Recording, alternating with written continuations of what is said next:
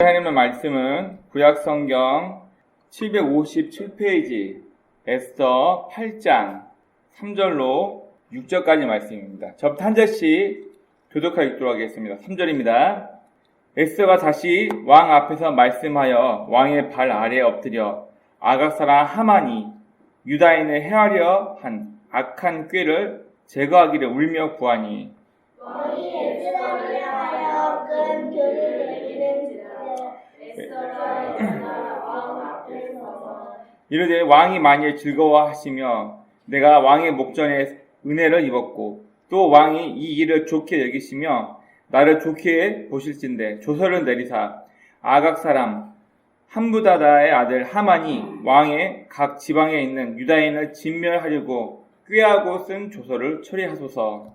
내가 어찌 내 민족이 파당함을 참아보며 내 친척의 멸망함을 참아보리까 하니. 아멘. 기도하겠습니다.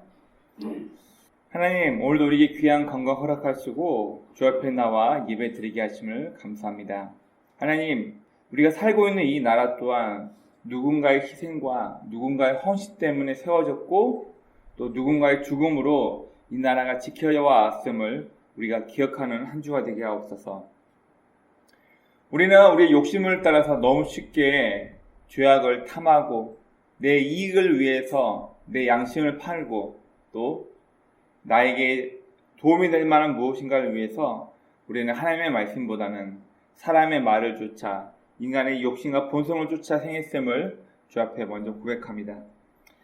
어리석고 미련한 우리의 죄악을 용서하시고 우리가 다시 한번 하나님의 말씀을 쫓아가며 하나님의 방법대로 우리의 삶을 살아갈 수 있는 신앙인이 되어질 수 있도록 우리의 모든 삶을 주관하시고 인도하여 주옵소서. 오늘도 부족한 자가 주의 말씀을 들고 단 위에 섰습니다.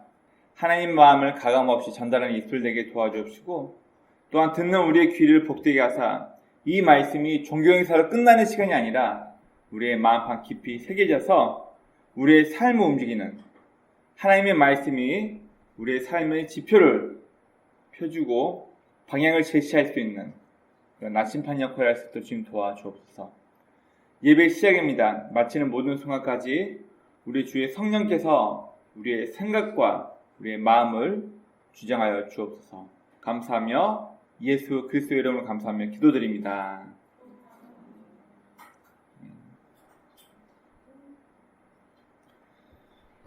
오늘은 우리가 6월 25일입니다.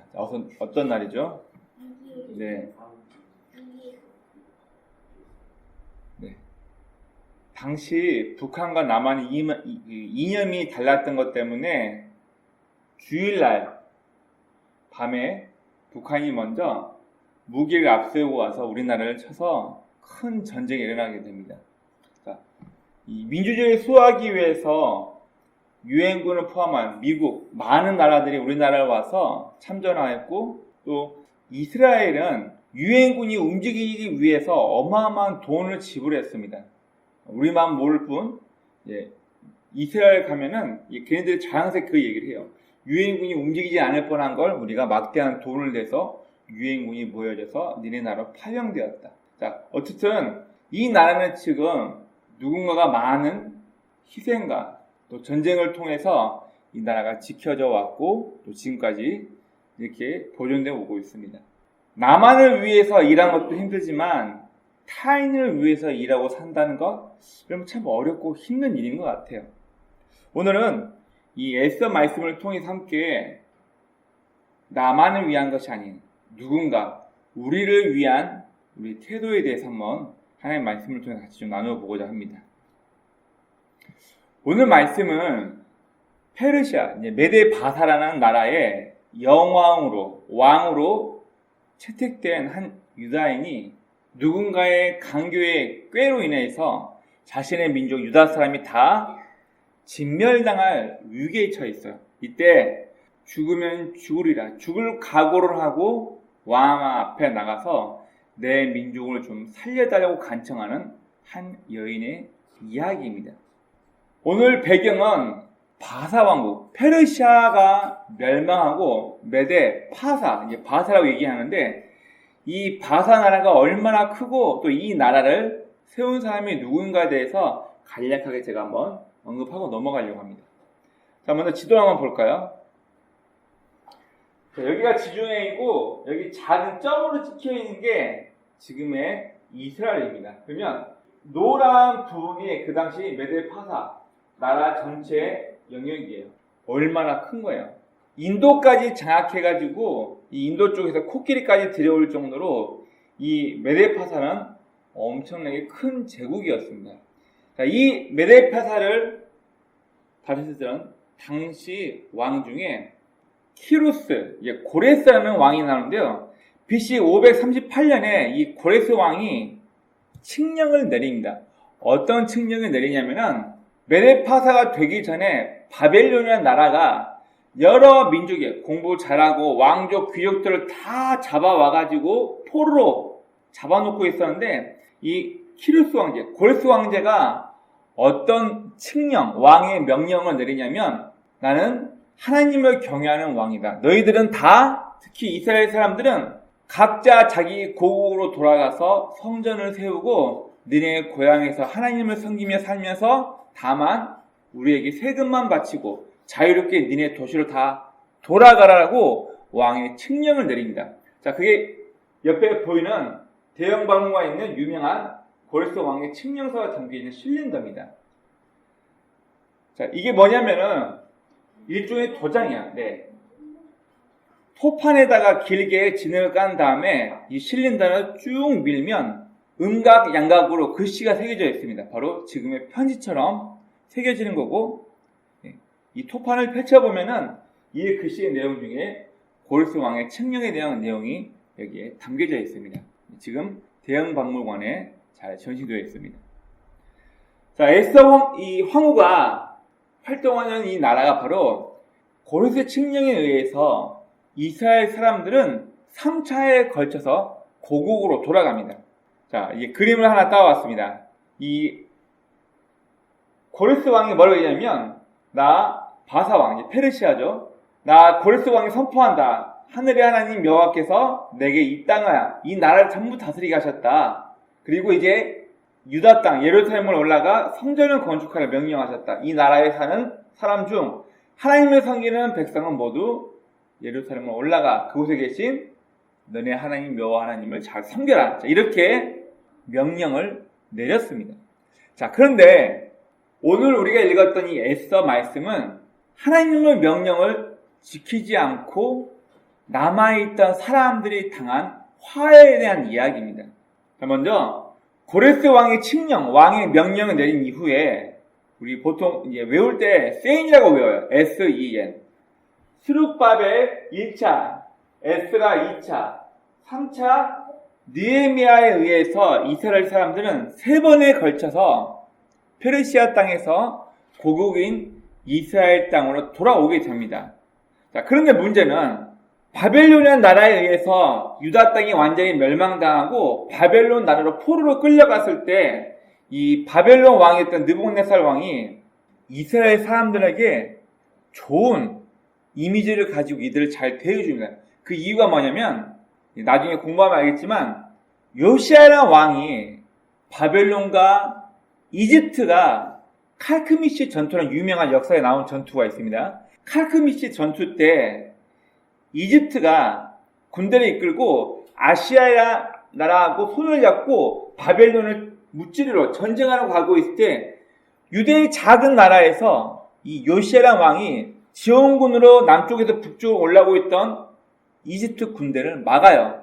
자, 이때 그냥 큰 나라끼리 싸우도록 내버려 두면 되는데 요시아 왕이 이집트 군대를 막다가 무기또, 메기또라는 장소에서 사망합니다. 이 사건이 페르시아, 즉 바벨론 왕 느부갓네살 왕의 귀에 들어가가지고 이 왕이 유다인들을 포로로 끌어갈 때 이 조그만 나라에서 이집트 군대가 우리를 치러 올라간 것을 지연시켜줬다. 이게 실제로 박물관에 그 내용이 나와 있습니다.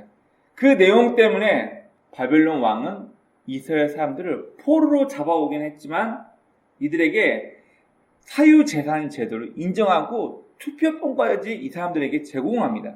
그러면 포로로 끌려갔지만 바벨론의 당대 최고의 강대국, 쉽게 말하면 오늘날의 미국과 같은 나라겠죠. 그 나라에서 자기 재산을 모을 수도 있고 다른 귀족과 결혼하면서 집안이 점점 권력 있는 집안으로 올라갈 수 있고, 그렇게 해서 70년 가까이를 버텨왔는데 갑자기 고레스 왕이 니네 다 고향으로 돌아가라 그러니까 하나님의 말씀을 잘 듣던 몇몇 이스라엘 사람들은 이스라엘 땅으로 다 귀국했지만 페르시아, 그러니까 과거의 바벨론부터 지금의 페르시아에 있을 때까지 땅이 많이 있고 이곳에 내 재산이 많고 이곳에 내 권력과 직분이 많이 남겨져 있는 사람들은 하나님의 명령대로 이스라엘 땅으로 넘어가지 않습니다. 그리고 페르시아에 그대로 넘어져 있다가 오늘 본문에 나와 있는 이 사건을 만나게 됩니다.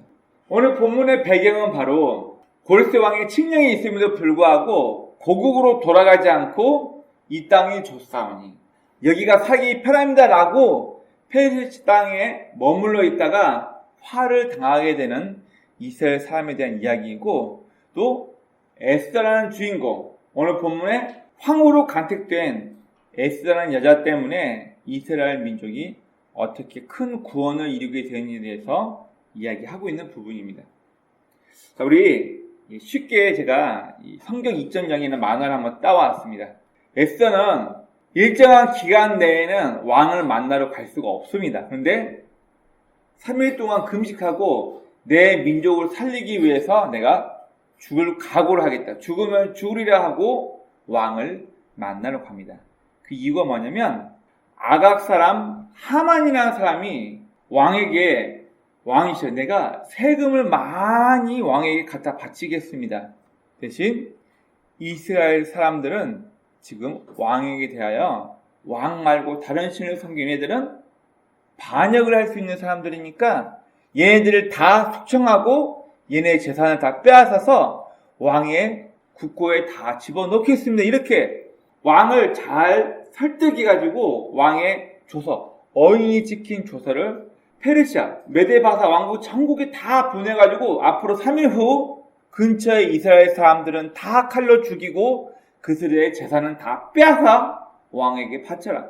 이런 식으로 조서를 낸 거예요. 그러니 페르시아에 남아있는 유다 사람들은 나라의 보호도 받지 못하고 한날 한시에 다 칼에 도륙당할 위기에 닥쳐 있는 거예요. 자, 먼저 에스더는 3일 동안 금식하며 기도하고 왕 앞에 나가게 됩니다.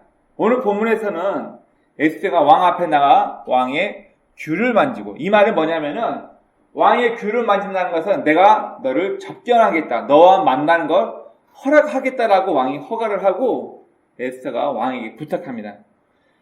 오늘 본문 보면은 3절 말씀 보십시오. 에스더가 다시 왕 앞에 말씀하며 왕의 발 아래에 엎드려 아각 사람 하만이 유다인을 헤아려 하는 악한 꾀를 말하고 울면서 왕에게 부탁을 합니다. 뭐라고 얘기하냐면 잔치에 왕과 하만을 불러들이고 왕이시여 나에게 청이 있습니다. 바로 이 아각 사람 하만이 우리 민족 유다인을 다 죽이려고 합니다. 그 이야기를 왕에게 얘기합니다. 여러분, 이 아각 사람 하만은 도대체 어떤 원한이 있길래 유다인들을 다 잡아 죽이려고 할까요? 바로 아각 사람, 왜 아각이란 말을 붙였냐? 여러분, 하나님께서 이스라엘 첫 번째 왕 사울에게 명령한 전쟁 중에 굉장히 중요한 전쟁이 있었습니다. 바로 이집트를 떠나서 홍해바다를 건너서 막 육지 땅을 밟고 하나님께서 주신 약속의 땅을 가고 있는 이스라엘 백성들을 진멸시키려고, 전멸시키려고 왔던 무리가 있습니다. 어떤 무리죠? 아말렉입니다. 하나님께서 바로 이 아말렉 민족을 진멸시켜라, 하렘, 하나님의 전쟁으로 한 명도 남기지 말고 다 진멸시켜서 다 없애라라고 얘기를 했는데, 이 사무엘이 왕족과 보기 좋은 양과 염소는 살려두고 필요 없는 것들만 진멸시키고 가지고 온 거예요.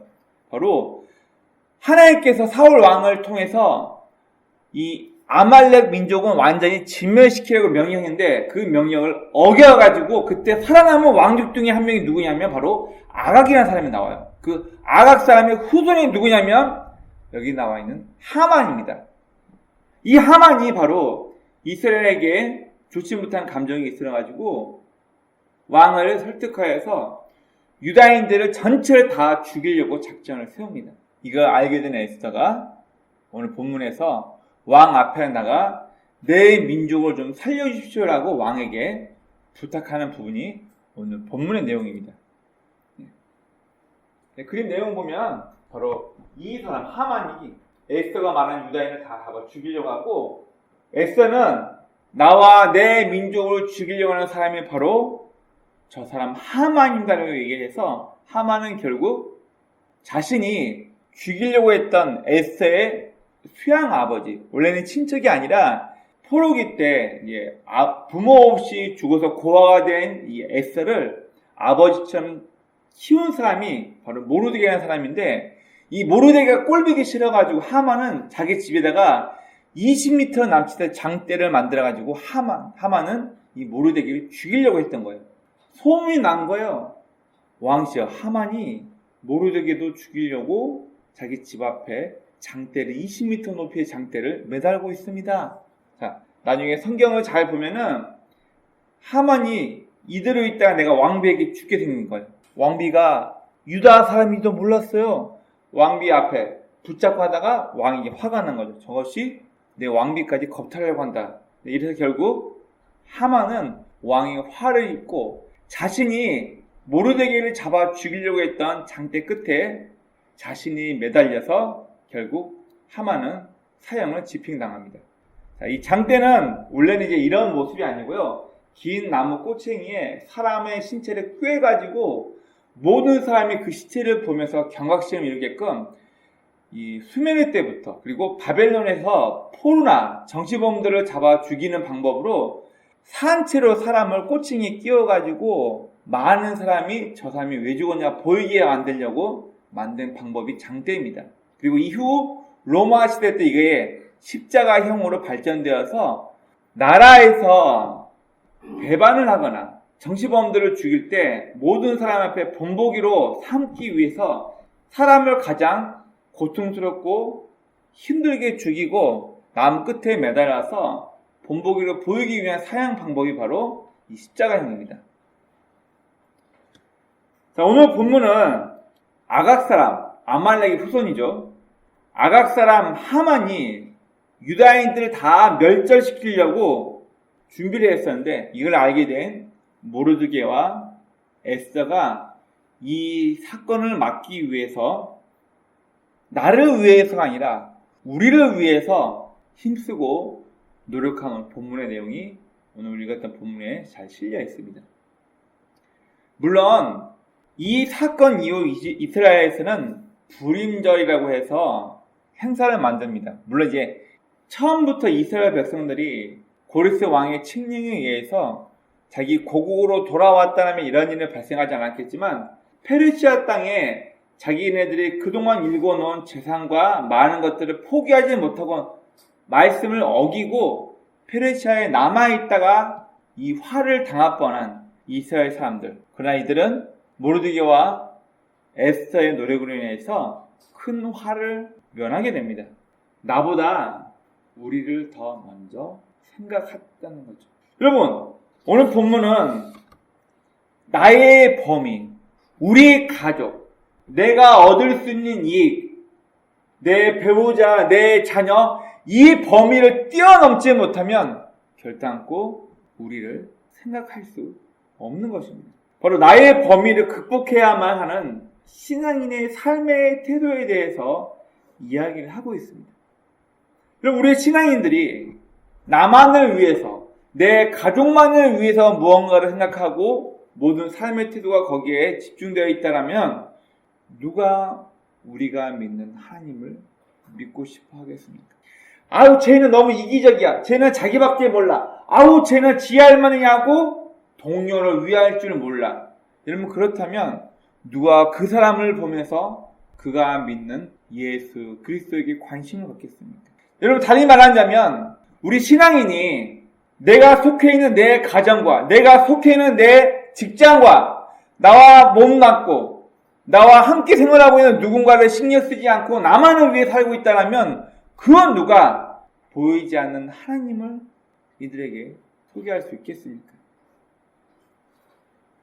바로 이기적인 나만을 위한 것이 아니라 이타, 다른 사람을 생각하고 다른 사람을 위할 줄 아는 삶에 대해서 이야기를 하고 있습니다. 그리고 신앙의 삶은 결국 모든 사람들에게 평가받을 수밖에 없다는 것을 이야기하고 있습니다. 여러분, 우리 예수 믿는 사람들도 예수 안 믿는 사람처럼 화나며 욕하고 내 욕심을 따라 살 수 있어요. 그러나 왜 우리는 남들에게 더 많이 평가를 받나요? 우리가 가지고 있는 신앙 때문이에요. 적어도 니네 예수 믿는 사람 아니냐? 그러면 니네는 예수 안 믿는 우리보다는 더 높은 수준의 도덕적인 수준이 있어야 되지 않겠냐? 너 그래도 목사 아들 아니냐? 너 그래도 예수 믿는 교회 집사고 장로 아니냐? 그러면 너는 네 말과 행동이 안 믿는 사람보다는 좀 더 고결하고 정직하고 완벽해야 되지 않냐? 믿지 않는 사람들은 늘 이렇게 우리 신앙인들을 평가하고 저울질하며 우리에게 갖는 기대가 늘 있기 때문에 그렇습니다. 여러분, 나를 위한 우리, 또 우리를 위한 나, 서로 반대 개념이죠. 나를 위해서 이 집단이 해줄 수 있는 게 뭐야? 나를 위해서 이 동창회에서 해줄 수 있는 게 뭐야? 나를 위해서 회사가 해줄 수 있는 게 뭐야?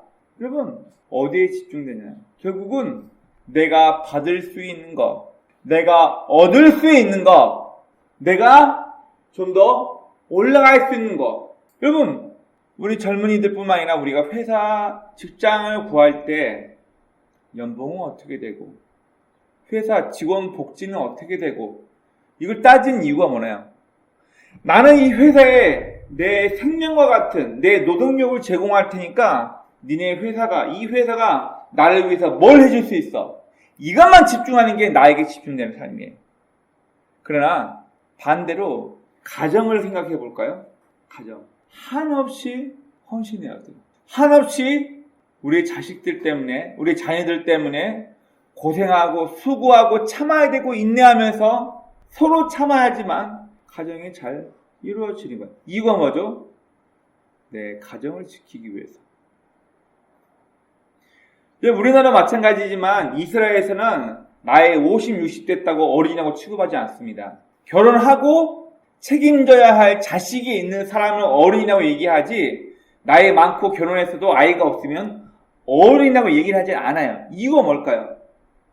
내 가정을 지키기 위해서 그만큼 네가 헌신해봤냐? 네 자식을 키우면서 네 아내 때문에, 네 남편 때문에 가정의 불화를 참기 위해서 얼만큼 네가 인내하면서 견뎌왔냐? 이걸 견뎌왔다면 너는 어른이다. 그러나 이거 견뎌온 경험이 없다면 네가 아무리 나이가 많아도 어른이 아니다. 이게 이스라엘에서 얘기하는 이야기입니다.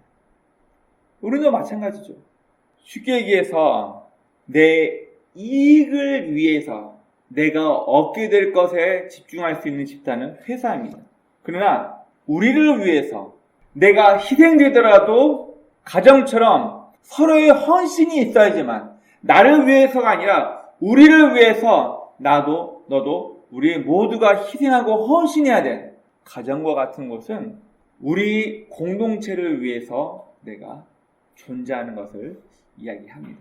자, 잠깐 만화 얘기를 할까요? 제가 어렸을 때 많이 봐왔던, 지금도 이제 또 유행하고 있는 슬램덩크라는 농구 만화가 있습니다. 자, 거기에 유명한 대사 중에 이게 농구 감독 중에 아주 무서웠던, 전설에 아주 무서웠던 안 감독이라는 사람이 어떤 얘기를 하냐면은, 유명한 선수가 다른 선수 있는 곳으로 이적을 해요. 그리고 그 선수가 열심히 뛰고 있는 걸 보면서 혀를 차면서 뭐라고 얘기냐면, 저 선수는 아직도 팀을 위해서 움직이지 않고 자기를 위해서 움직이니까 저한테는 성장이 없어라고 일축해버립니다. 무슨 얘기예요? 내가 좀 더 높은 연봉을 받고 내가 좀 더 화려하게 보일 수 있는, 농구 코트에 선수로 잘 뛰는 선수인데, 훌륭한 선수인데 팀을 위해서 움직이지 않고 자기만을 위해서 움직이는 플레이를 계속 하고 있으니까 그를 봐왔던 감독이 하는 말. 쟤는 더 이상 가능성이 없어. 팀을 위해서 움직이지 않고 자기만을 위해서 아직도 움직이네? 무슨 얘기인가요? 나만을 위해서. 내가 돋보이기 위해서. 내가 얻을 수 있는 이기만. 여러분 혹시 앞에 있는 저나 혹은 여러분들이 내 것만을 위해서, 내 가정만을 위해서 혹시 내가 얻을 수 있는 이익에만 집중하며 이 인생을 살고 있다면 죄송하지만 우리는 신앙인으로서 실패한 삶을 살고 있는 거예요.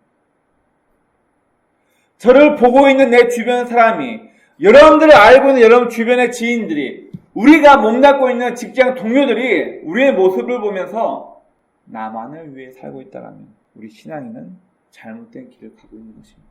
여러분 마찬가지입니다. 가정도 이 나라도 누군가의 수고와 헌신이 있어야지만 이루어질 수 있는 것입니다. 가정도 먼저는 부부가 서로 고생하고 서로 헌신하는, 희생하는, 서로가 배려하고 맞춰가는 희생이 있어야지만 자녀들을 잘 양육하면서 가정이 불화 없이 잘 이루어지고 세워질 수 있는 것처럼 여러분 이 나라도 누군가는 자기 이익만을 위해서 도망가 버린다면 누군가는 나라를 지키기 위해서 목숨 걸고 싸운 결과가 오늘날 이 나라가 건재한 이유 중에 하나겠죠.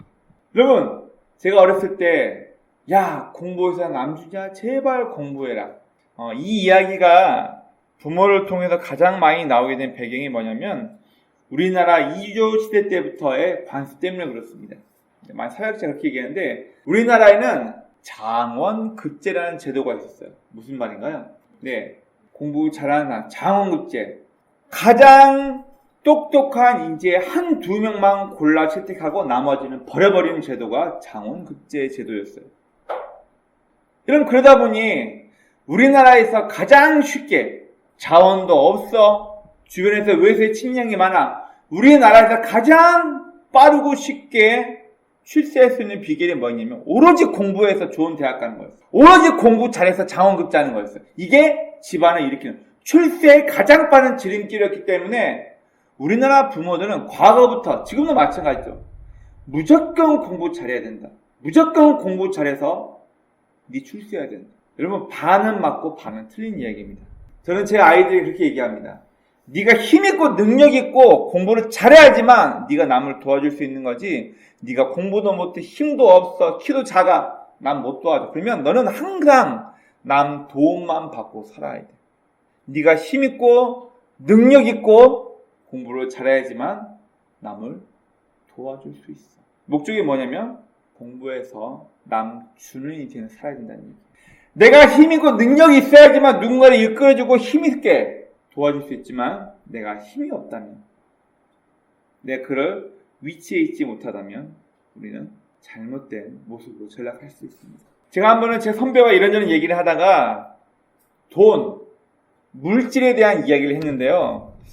여러분 돈은 축복입니까? 은사입니까?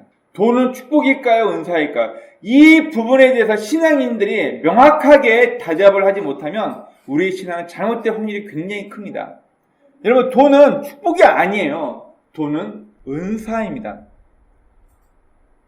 나에게 있는 것만큼을 잘 쓰며 주변의 사람을 돕기 위해서 있는 것이 돈이지 내가 신앙생활 잘했더니 하나님께서 나에게 물질의 축복을 주셔가지고 사업이 잘 됐어. 20평짜리에서 50평짜리 아파트로 옮겼어. 이번에 부동산 4배, 5배, 6배 올랐어. 돈을 하나님께서 주시는 축복의 수단을 여기게 되면 우리 신앙인은 그때부터 타락합니다. 왜요? 하나님 잘 믿었더니 내 이익이 들어오네? 교회에서 열심히 봉사하고 열심히 예배 잘 드렸더니 내가 원하는 물질적인 축복이 점점 커지네? 나는 복 받았어. 복에 대한 개념을 자꾸만 인간적으로 오인하면서 신앙이 깨지기 시작하는 거예요. 여러분 돈은 축복이 아닙니다. 돈은 우리가 주변 사람을 사회를 섬기라고 우리에게 주신 은사인 것입니다. 이왕이면 저의 인생이 또 여러분들의 인생이 누군가에게 도움이 되는 인생이 됐으면 좋겠어요. 말 한마디를 하더라도 내 친구에게 내 직장 동료에게 힘이 되고 위안이 되고 그 사람을 끌어올릴 수 있는 도움이 되는 인생이 되길 축원합니다. 아울러 이 세상에 공헌할 수 있는 그런 위대한 사람이 되었으면 좋겠어요.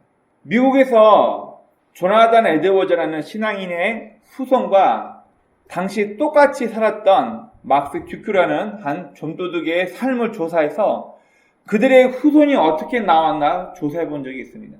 조나단 에드워즈의 후손을 통해서 부통령 1명, 대학 교수, 사회에 공헌하는 수많은 사람들이 쭉 나왔다면은 막스 듀큐라는 사람의 후손은 도둑, 강간범, 낙태 이런 사람들 쭉 태어나서 국가 예산을 깎아먹는 후손들을 쭉 태어난 게 언론기관에 의해서 조사된 바가 있습니다. 여러분, 저는 그리고 여러분들은 이 세상에 도움이 되는 존재입니까? 이 세상에 도움이 안 되는 존재입니까? 우리가 적어도 신앙인이라면 누군가에게 도움이 되고 이 세상에 정말 필요한 그런 사람이 되길 주의 이름으로 축원합니다. 여러분, 우리 신앙인들에게 너 하나님 방법대로 살아야 돼. 하나님 말씀대로 살아야 돼. 이 가장 큰 이유 중에 하나가 뭐냐면은 우리의 인간성 자체가 이미 하나님 말씀대로 살지 않는 존재예요. 타락한 아담의 후손으로 태어난 우리 인간성 자체가 이미 내 본성을 쫓아서 내 것 챙기려고 내 이익만을 위해서 살려고 하는 존재가 이미 인간이 그렇게 태어났어요. 여러분, 그렇기 때문에 우리는 매 순간 하나님 방법이 뭐지? 하나님께서 우리에게 요구하신 인간다운 삶이 무엇인지를 우리는 늘 생각하고 기억하면서 내 육체를 쳐서 바알의 고백처럼 나는 날마다 죽노라. 내 욕심은, 내 본성은 내가 얻게 될 이익 때문에, 내가 얻을 수 있는 명성 때문에 우리는 거짓을 구하고 하나님 방법보다는 사람의 방법을 쫓으면서 에이, 그거는 교회에서나 그렇게 하면 되는 거고 교회 밖에서는 이익을 위해서 이렇게 살아야만 해. 우리 주변에 많은 것들이 우리를 현혹시키고 있을 때 저와 여러분은 매 순간 하나님을 인식하고 하나님 방법대로 이 땅을 살아가는 진짜 신앙이 되기를 축원합니다. 바라크, 하나님 앞에 무릎을 꿇게 되다 동사예요. 축복이란 것은 내가 요구하는 대로 신이 나에게 갖다 주는 걸 말하고 있지 않고, 바라크, 굴복했을 때, 내가 하나님을 인정하고 굴복했을 때 책임져 주시는 것을 성경에서는 축복이라고 얘기를 합니다.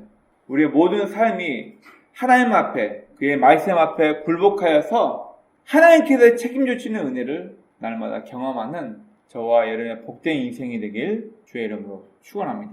아멘.